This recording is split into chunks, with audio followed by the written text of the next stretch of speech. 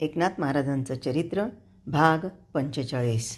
अनंत गुणांचा नैवर्णिताओ सदा दासतो श्यामवर्णे पाहो जयाचे मुखे नाम रुचे समजता नमस्कार माझा सद्गुरु एकनाथा. अवधूत चिंतन श्री गुरुदेव दत्त दत्तात्रय जनार्दन श्री एकनाथ महाराज की जय. गिरिजाबाईंच्या मनीची पाल सारखी चुकचुकायची.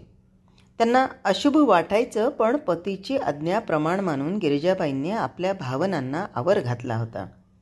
पण हरीच्या हातावर दह्याची कवडी घातली. हरीनं सहकुटुंब देऊळवाड्याचा उंबरा ओलांडला. मात्र या माऊलीचा भावनावेग अनावर झाला. कितीही म्हटलं तरी डोळ्यातले अश्रू थांबेनात. मनाची कालवा कालव कमी होईना. पुत्रस्नेह दुथडी भरून वाहू लागला. डोळ्यांचे बांध फोडून भराभर अश्रुधारा वाहू लागल्या. त्या चटकन धावतच देवघरात गेल्या आणि मग मात्र त्यांना हुंदका आवरेना. गिरिजाबाईंची ही अवस्था दिवसेंदिवस वाढतच होती. त्यांना जणू उभय वारं सुटलं होतं. त्यांना जळी स्थळी काष्टी पाषाणी हरी सुनबाई आणि नातवंड दिसत होती. त्यांची ही व्यथा केवळ शाब्दिक सांत्वनानं कमी होणार नव्हती. ह्या दुःखावर मलमपट्टी करायला केवळ जाणारा काळच समर्थ आहे असं नाथांना वाटलं. हल्ली एकनाथ देवघराऐवजी माझघरात जास्त बसू लागले होते. गिरिजाबाईंना ऐकू जाईल अशा बेतानं हाती चिपळ्या घेऊन भजन म्हणू लागले. नको खेद करू कोणत्या गोष्टीचा, पती लक्ष्मीचा जाणतसे, सकल जीवांचा करीतो सांभाळ, तुझ मोकलील ऐसे नाही. चिपळ्यांच्या मंद मधुर नादात भावनेनं ओथंबलेले शब्द गिरिजाबाईंच्या काळजाला भिडत आणि त्यांचं अस्थिर मन काही काळ शांत होई. देही विदेहता प्राप्त झाली असून सुद्धा एकनाथांची अवस्था पुत्रस्नेहामुळं यापेक्षा वेगळी नव्हती. त्यांनी मन कितीही स्थिर ठेवण्याचा प्रयत्न केला तरी त्यांची हुरहुर कमी होत नव्हती.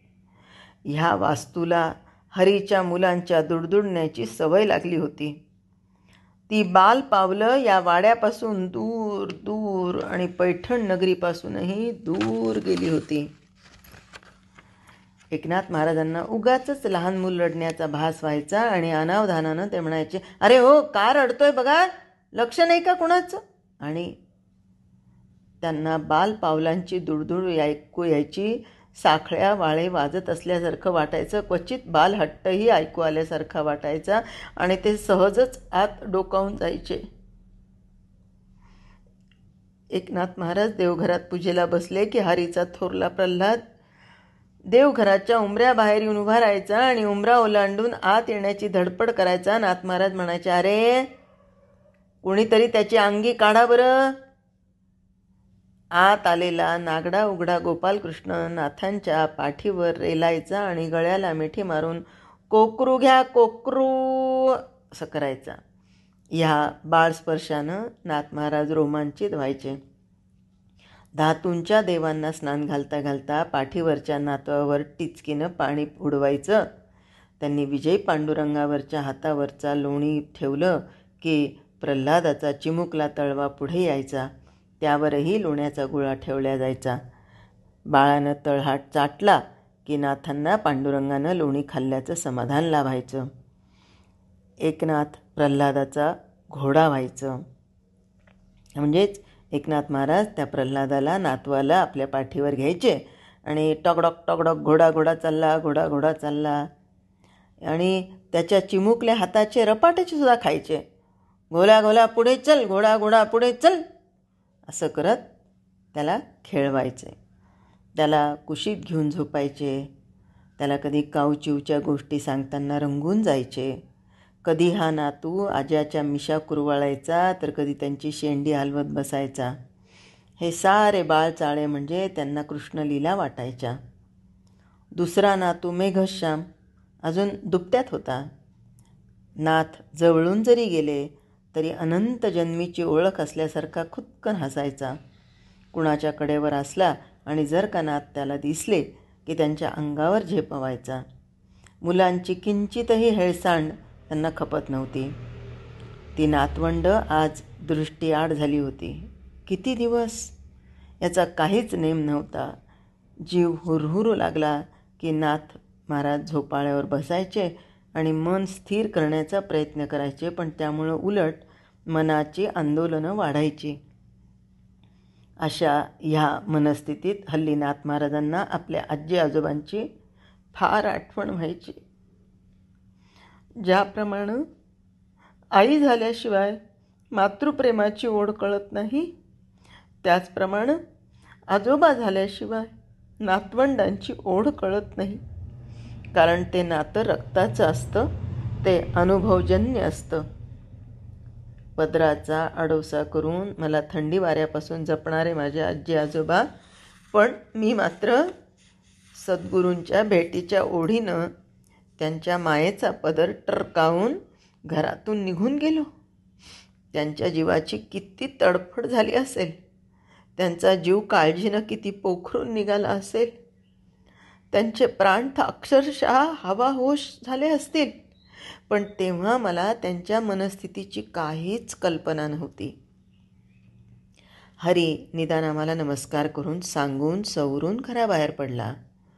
तो कुठे जाणार हे तरी मला माहिती आहे, पण माझ्या आजी आजोबांना आपल्या 12 वर्षाच्या नातवाचा काहीच ठाव ठिकाणा नव्हता.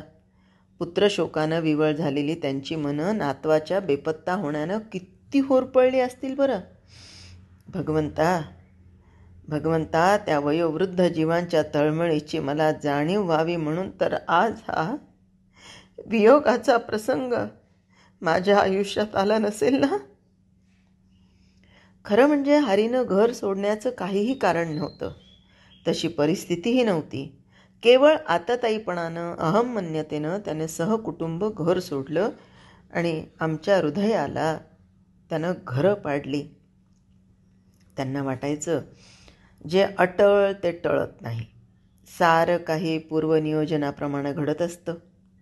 अशावेळी आपण आपल्याच आयुष्यातले प्रसंग त्रयस्थ भूमिकेतून पाहायचे असतात आणि मनाची शांती न ढळू देता आनंदित राहायचं असतं. ह्या अशा कठीण वाटणाऱ्या प्रसंगात ईश्वर स्मरण केलं की तोच सारं काही सोसण्याची शक्ती देतो. पण हे सारं माहीत असूनही नाथ महाराज अधूनमधून अस्वस्थ होत त्यांचे डोळे पाझरू लागत. जणू स्वतःच्या सांत्वनासाठी ते गिरिजाबाईंना म्हणाले, असा किती दिवस शोक करायचा. डोळ्याला पदर लावत त्या म्हणाल्या, हरीला ही घर सोडण्याची अक्काबाई का हो आठवली. देवतुल्य वडिलांची त्याला किंमत वाटली नाही की मातृप्रेम डावलताना तो अडखळलाही नाही. इथे त्याचं काय सुख दुखत होतं हो. जाऊ दे ग, आपल्या श्रीखंड्यात आणि तेवढ्यात. श्रीखंड्या कावड घेऊन आला. स्वतःचं नाव ऐकताच त्याच्या खांद्यावरची कावड किंचित थरारली. गिरिजाबाई म्हणाल्या, पहा ना पहा, हा बिचारा पोरका श्रीखंड्या इतक्या लांबून आईबापाचं प्रेम धुंडाळत धुंडाळत इथवर आला आणि आपला हरी खुशाल या प्रेमाला लाथाडून निघून गेला. नाथ महाराज श्रीखंड्याकडे पाहत शांतपणे म्हणाले, अगं ह्या श्रीखंड्यातच आपण आपला हरी पाहूया ना. दोन्ही चवंड्यावर बसलेला श्रीखंड्या क्षणभर दचकला. एकनाथ गुणगुणू लागले, आवडीने भावे हरी नाम घेसी, तुझी चिंता त्यासी सर्व आहे, तुझी चिंता त्यासी सर्व आहे, तुझी चिंता त्यासी सर्व आहे. नित्याप्रमाणे नथू नावी एकनाथ महाराजांची श्मश्रू करायला आला होता, म्हणून नाथ महाराज त्याच्याबरोबर मागल्या अंगणात गेले. डोक्यावर बस्तरा चालविता चालविता तो बोल घेवडा नथू म्हणाला, नाथ महाराज तुमचे केस लईच पिकाया लागले की. अरे आता केस पिकणार नाहीत तर काय काळे बुरणार? मी काय आता तरणा आहे का? चांगला आजा झालोय 3 नातवंडांचा. हां, पर हरिपंडित इथून गेल्यापासून तुम्ही लईच उतरलात बघा. जीवाला काही घोर आहे का? नथू छद्मीपणाने म्हणाला. छे रे, घोर कसला? उलट आनंद आहे, आनंद. माझा हरी एवढ्या लहान वयात बायको मुलांसह काशी यात्रेला गेला, म्हणजे आनंद आहे की नाही? हात थांबवून आणि नाथांकडे रोखून पाहत नथू म्हणाला, नाथ महाराज, गावात लोक कायच्या बाई बोलत्यात. हरिपंडित म्हणे तुमच्यावर रागावून भांडून तंडून गेला म्हण. छे रे, लोकांचं ऐकतोस? तू आमच्याकडे नित्य येणारा, नुकताच तर हरीची हे करून तू गेला ना, मग तू कधी भांडण ऐकलंस का? इतक्यात एकनाथांच्या डोक्याला वस्त्रा लागला म्हणून त्यांनी केलं आणि जखमेवर बोट दाबून ते म्हणाले, आम्ही त्याला पोहोचवायला वेशीपर्यंत गेलो होतो. आमचं भांडण झालं असतं तर गेलो असतो का रे? वस्त्रा हातावर चटाचट वाजवत नथू म्हणाला, हां, म्या बी तेच म्हणतो, पर लोक म्हणतात नाथ महाराजानं येशीपर्यंत जायचं नाटक केलं. त्यांना अशी नाटकं लई जमतात, म्हणून तर ते भारूड लिवितात, कीर्तनात नाचिवतात आणि अडाणी भाषेत बी बोलून हुबेहूब आपल्या नकल्या करतात. माथ्यावरच्या केसांची घाण फडक्यात गुंडाळून नथू निघून गेला. त्यानं माथ्यावरच्या केसांप्रमाणे एकनाथांचं मनही कातरलं होतं. घरातल्या लहान लेकरांची उणीव भरून निघावी, मनाला विरंगुळा वाटावा म्हणून लीलाचा मुलगा मुक्तेश्वर त्यांनी काही दिवसांपुरता इकडे राहायला आणला. लीलाला त्यामुळं फार बरं वाटलं. नाहीतरी आता तिला सासरच्या घरात स्वारस्य कुठं होतं. मुक्तेश्वराच्या निमित्तानं आता वारंवार माहेली यायला मिळेल. शिवाय संत तुल्य बाबांचा सहवास मुक्तेश्वराला मिळेल आणि इथले संस्कार त्याला होतील, हाच तिला आनंद होता.